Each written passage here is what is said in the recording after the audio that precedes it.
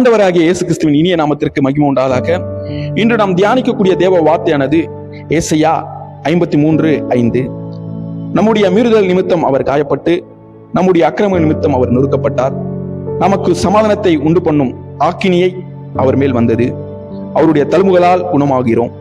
ஆம், என் அன்பு சகோதர சகோதரிகளே, இந்த வசனம் இயேசு கிறிஸ்துவின் சிலுவை மரணத்தை 700 ஆண்டுகளுக்கு முன்பே அறிவித்த ஒரு உன்னதமான தீர்க்க தரிசனமாகும்.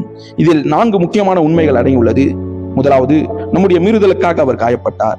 நாம் செய்த தவறுகள், தேவனின் கட்டளைக்கு மீறி செய்த காரியங்களால் அவமானமும் வேதனையும் நமக்கு தான் கிடைத்திருக்க வேண்டும். ஆனால் அந்த வலியை அவர் ஏற்றுக்கொண்டார்.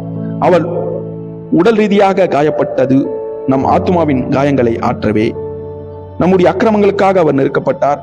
நெருக்கப்படுதல் என்பது மிகவும் அழுத்தத்தை குறிக்கிறது. நம்முடைய பாவங்களின் பாரம் அவர் மீது விழுந்தபோது அவர் நமக்காக நெருக்கப்பட்டார். நம் நீதிமானாக மாற்றப்பட அவர் குற்றவாளியைப் போல் நசுக்கப்பட்டார். நமக்கு சமாதானத்தை கிடைக்க அவர் தண்டனையை ஏற்றுக்கொண்டார்.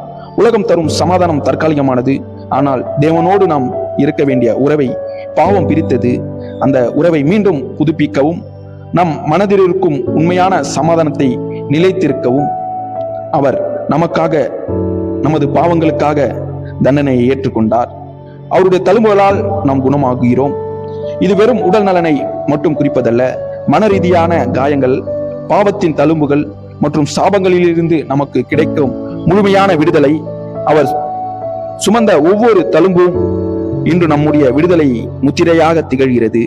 நம்முடைய மீறுதலுக்காகவும் நம்மளுடைய அக்கிரமங்களுக்காகவும் அவர் நெருக்கப்பட்டார். அவருடைய தழும்புகளால் நாம் குணமானோம்.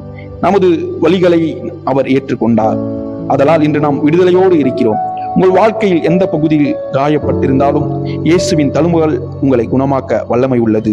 இன்று அந்த தெய்வீக சமாதானம் உங்கள் இருதயத்தில் பெற்றுக்கொள்ளுங்கள்.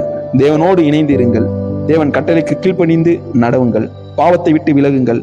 கர்த்தர் உங்களை ஆசீர்வதித்து வழிநடத்துவார். God bless you.